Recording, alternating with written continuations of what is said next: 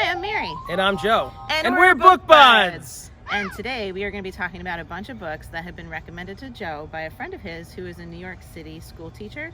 She teaches 5th grade and she has a lot of great recommendations that I'm looking forward to hearing about today. So Joe's read some of them already. Her class is fabulous. They've become new subscribers. We're really excited to have you guys join us. Thanks, guys. Welcome. All right, so this video is dedicated to Miss Birdie's 5th grade class at PS 226 in the Boogie Down Bronx. What's up, guys? Okay, so I just have to say that the Bronx has a special place in my heart. The Bronx is where my roots are from. Both of my parents are from the Bronx. My mom grew up on 150th Street and Morris Avenue. My father grew up on 183rd Street in Washington. So growing up, every weekend they would take us to the Bronx to visit our grandmothers and my uncle. And those are like the most special memories that I have in my life. I loved going to the Bronx. I loved the change in atmosphere. I loved going to see my grandparents. And it was just like a whole different feel. And then as I grew older, any chance that I got, I would go to the Bronx. St. Raymond Cemetery, Tremont Avenue, Mars Park Avenue, the zoo, all these places. And the Bronx cannot be beat with Italian pastries, Italian ice. Nice. And Italian food. Arthur Avenue, come on. So it's just a special place. So I love the Bronx and I love all you. So Mr. Birdie, you guys have got yourself an amazing teacher because I've been observing her. She's been my friend for all of life. Like, I'm best friends with her sister. I'm now the godfather to her son. What up, Mavs?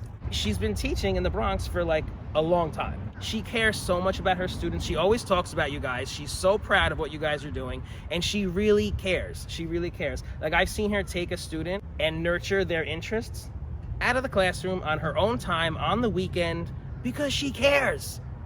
So you treat her right and listen to what Mr. Birdie is telling you, because she is not only teaching you academics, she's teaching you life lessons. She sounds awesome. She is awesome. We love her. So when we were younger, she used to call me Kevin Arnold from the Wonder Years. Remember that show? Yes. And Fred Savage is the actor. So then I would call her Winnie Cooper, and it was like a whole thing. So we just have fun together. I think you're setting her kids up for calling her some names right Yes, I did it on purpose. Have fun, guys. Winnie Cooper. All right, let's get to the books. Okay. So the first up is Bluish by Virginia Hamilton.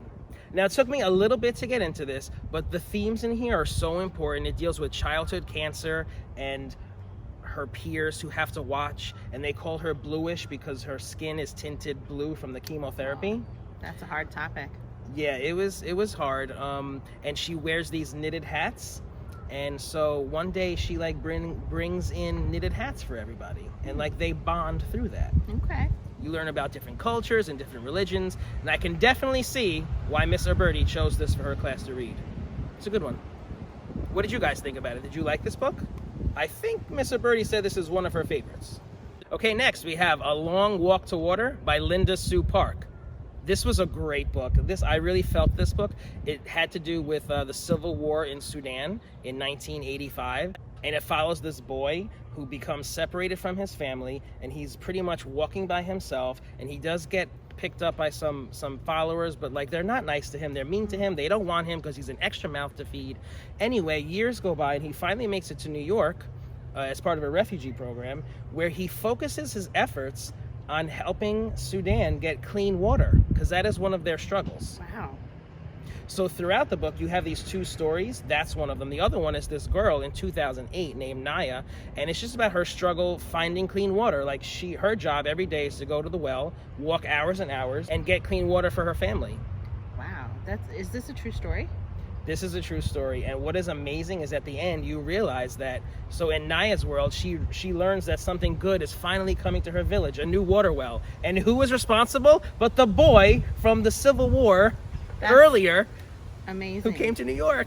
And you could check out all of his amazing work at waterforsouthsudan.org. And it really touched me how this boy did this. That's incredible. I love it. And the way they wove it into the story, so good, guys. All right, next we have The Tiger Rising by Kate DiCamillo. This was a great book with a lot of symbolism. It deals with a boy who lost his mother to cancer, and he's not grieving at all. He never talks about his mother. doesn't want to have anything to do with it. And one day he meets a schoolmate named Sistine. And I love how the author teaches children about the Sistine Chapel through her name. I thought that was very clever. She's aggressive and demanding, and she kind of forces him to talk about his mother finally. Wow. So she's just kind of like helping him grieve. Yeah, I mean, you have to talk about it. You can't move on if you don't talk about it. Yeah. Wow. Yeah. There's a lot of symbolism in this book, and the title is very important. Rising. That word is very important. Okay. Sounds good. Good books, dude. Yeah. All right, next we have Out of My Mind by Sharon Draper. And this is about a girl who has cerebral palsy, and it limits her body in profound ways, but not her mind. Okay. So she's very smart, but she just can't communicate. So she ends up joining her school's trivia team, and where they have to go around like competing and answering like Jeopardy questions. And she's like their secret weapon because she helps them win. Awesome. It's amazing. Good for her. Cool book. Okay, next I read Number the Stars by Lois Lowry. Oh, that's the author of The Giver. Yes. She's a great author. Love her. Quality stuff. And she did such a good job with this. The topic is really difficult to talk about. It's set in Denmark during the Holocaust. And it's about a family who takes in this little girl who's a Jew hiding from the Nazis. And basically, the people of Denmark helped thousands of Jews escape to Sweden through their boats. Okay, and then we have these three that I haven't gotten to yet, but I'm going to include them anyway because they sound awesome and I can't wait to get to them. Milkweed by Jerry Spinelli. This is another novel about the Holocaust set in Warsaw. And now we have Peak by Roland Smith. And this is about an estranged father and son who climb Mount Everest together.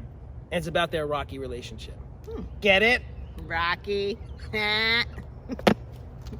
Love it.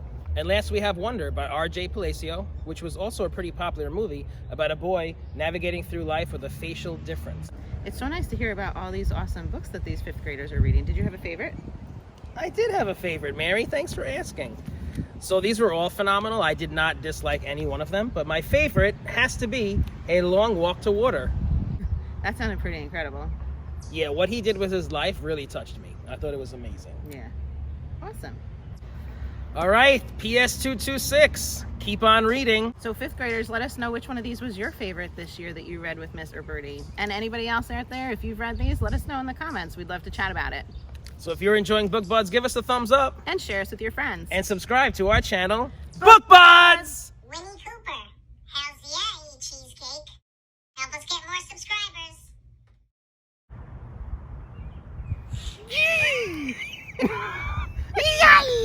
This is how you react to bees. Get away, bee. I don't want it to sting me. That's the best bee reaction. Because I just hear it. It's gone. No, it's not. It's hovering. It's coming back and it's gonna get you. Oh, God.